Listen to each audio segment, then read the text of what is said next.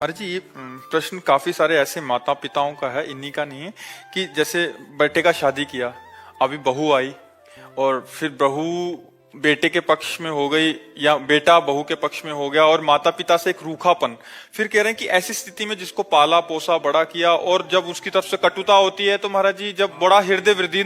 आपकी समस्या नहीं है, बहुत माता पिताओं की समस्या है। क्योंकि बच्चे अध्यात्म से जब तक नहीं जुड़ते तब तक उनको ये समझ में नहीं आता कि मातृ देवो भव पितृ देवो भव, हमारे माता पिता हमारे भगवान हैं, ऐसा भाव नहीं आता। तो स्वार्थ में बुद्धि मलिन हो जाने के कारण अभी तो आप चल पा रहे हैं तो रूखापन है, और जब चल नहीं पाएंगे तो एकदम विरोधी भाव आ जाएगा। जब आप खाट पर शौच करेंगे ना और उनको फेंकनी पड़ेगी ना, तब गालियां खानी पड़ेंगी। कोई विशेष श्रद्धावान अपने ऐसे माता पिता की सेवा कर पाता है।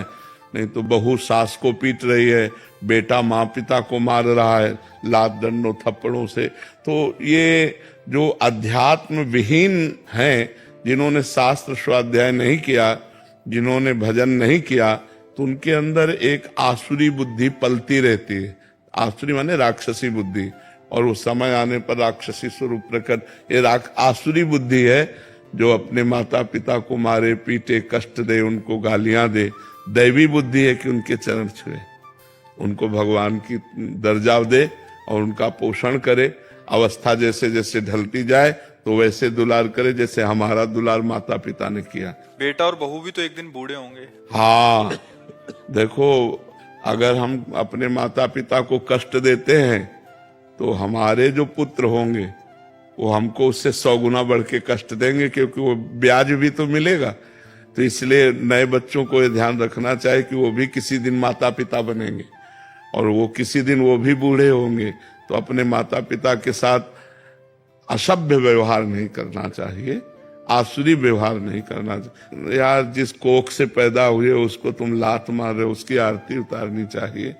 माता तो देवी है और पिता भगवान का स्वरूप है, ऐसा भाव। पर ये भाव तभी आएंगे जब सत्संग सुनोगे, अध्यात्म में चलोगे। अगर अध्यात्म की बात नहीं सुनोगे तो राक्षसी भाव ही आएगा कि चलो किसी अनाथालय में छोड़े आते हैं, फुटपाथ में छोड़े आते हैं, ऐसे। तो हमें लगता है आज हमारे नौजवानों को अध्यात्म श्रवण करने की आवश्यकता है। शास्त्र श्रवण करें, संतों की बात सुने, जिससे समझे तो माता पिता कौन है। माता पिता की आराधना से भगवान विट्ठल आज जो महाराष्ट्र में विराजमान है वो माता पिता की आराधना से ही प्रकट हुए।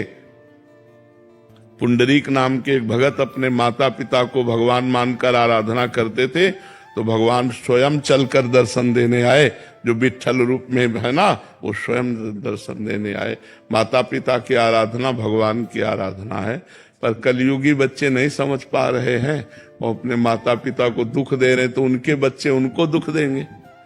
पक्का समझो, ब्याज सहित मिलेगा। यहाँ सब कुछ ब्याज सहित मिलता है। तो गुरुदेव, ये कर्म तो छूटेगा ही नहीं। जैसे बच्चों को उनके किए का कर्म मिल रहा है, पर उनकी तो यही तो परंपरा हम आज तक भोग रहे हैं। जब से सृष्टि हुई तब से यही तो भोग रहे हैं। बार बार जन्म, बार बार मरण, बार बार जन्म, बार बार मरण। कहाँ मुक्त हो रहे हैं हम? ये कर्म परंपरा चली आ रही है, वैसे दुष्ट होते चले जा रहे हैं। अब ये अध्यात्म शिक्षा बचपन से दिए होते, गलती इनकी भी है। आधुनिक शिक्षा ही केवल दी, आध्यात्मिक की शिक्षा नहीं दी, तो वो क्या जाने। अगर ये शुरू से कहते छुओ पैर, प्रातःकाल उठ करके रोज मम्मी के पैर छुओ, हाथ जोड़ो, बड़े भाई से हाथ जोड़ो, ये सिखाया गया है।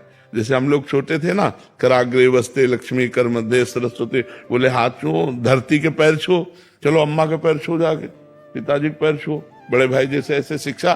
तो अब वो रोज की दिनचर्या बना दी। उठे ऐसे ऐसे करते हुए अम्मा के पैर छुओ, बोले खुश रहो। अब जिनके रोज पैर छू रहे हैं तो हमारी सद्भावना बन रही ना, उनका आशीर्वाद बन रहा है। अब कौन बच्चा रोज माता पिता के पैर छूता है? कोई बिरला ही, नहीं बिरला ही होगा हमें लगता है जो रोज सुबह उठकर अपने माता पिता के पैर छुए। वो सत्संगी होगा, बिना सत्संगी के तो माता पिता के पैर। माता पिता को माता पिता मान ले, भगवान न माने, कम से कम माता पिता मान ले, इतनी बड़ी बात है। वैसे तो भगवान का दर्जा दिया गया है माता पिता को।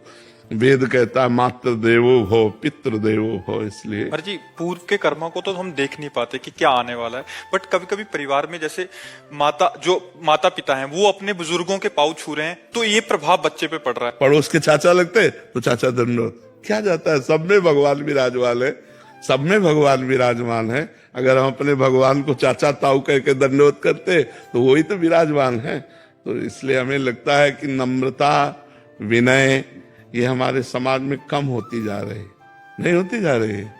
जो पढ़े लिखे बच्चे हैं उनको विनयी होना चाहिए। विद्या विनयम ददाति, विद्या विनय सभ्यता सिखाती।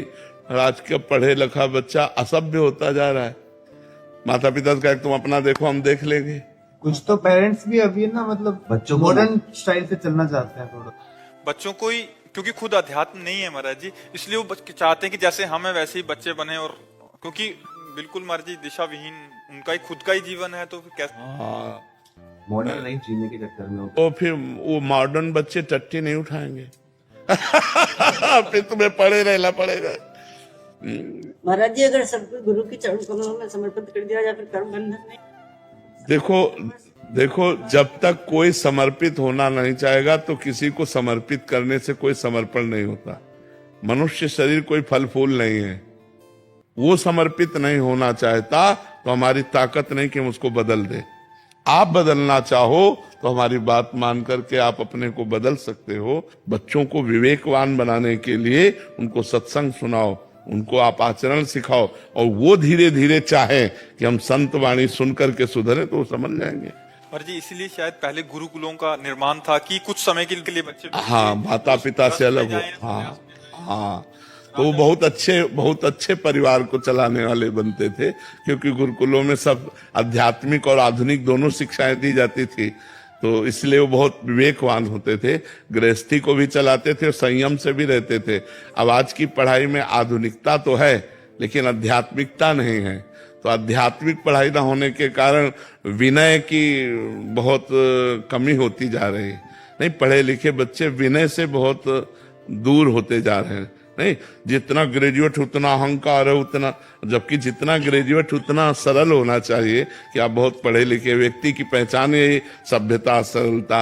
आप गाड़ी में बैठे बस में जा रहे हैं, कोई बड़ा बूढ़ा खड़ा है, आइए दादाजी आप बैठ जाइए, हम तो खड़े भी रह सकते हैं। आप तो लगा पढ़ा लिखा है, नहीं लगा कि पढ़ा लिखा है, सभ्य आदमी है। तो पढ़ा लिखा का संबंध सभ्यता और विनय से है। और आज सभ्यता और विनय दोनों गायब हो जा रहे हैं। पढ़े लिखे तो बहुत लोग हैं, सभ्यता और विनय जा रहा है। तो हमें लगता है आध्यात्मिक शिक्षा ही सुधार सकती है। गुरुदेव भगवान, हम अपने बच्चे तो नादान हैं, उनको समझ नहीं है, उनके कल्याण के लिए कहीं ना कहीं हम नाम जप करके समर्पित करें तो क्या हाँ हो जाएगा। हाँ बिल्कुल परिवर्तन होगा।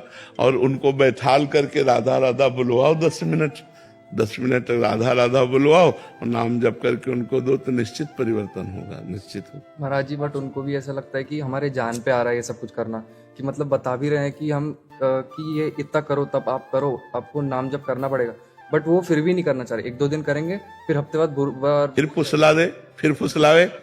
हफ्ते में अगर 1 दिन भी करने लगे ना तो हम हमारी बात तो मानने लगे ना। हम 2 दिन करवाएंगे, फिर हफ्ता भर कहने के बाद 3 दिन करवाएंगे। हम धीरे धीरे उनको सतमार्ग में। देखो बच्चों को खिलवाड़ में भजन कराया जाता है। देखो तुम्हारे लिए हम बाल भोग बना रहे हैं, तब तक तुम राधा राधा, अगर राधा राधा बोलना बंद किया तो नहीं मिलेगा। राधा राधा राधा राधा राधा राधा शुरू हो जाएंगे बच्चे हैं, और इसके बाद फिर खेलने लगे राधा राधा राधा राधा राधा, ऐसे मतलब प्यार से दुलार से। आओ हम सब बैठते हैं, देखो भगवान जी की कथा सुना रहे हैं, सुनो चुपचाप बैठो, देखो ये क्या संत कह रहे हैं सुनो। धीरे धीरे धीरे वो अनजाने में उनका सुधार हो रहा है, वो ना जाने तो भी सुधार हो रहा है। जब गर्भस्थ शिशु प्रहलाद को नारद जी ने उपदेश किया तो समझ में आ गई ना।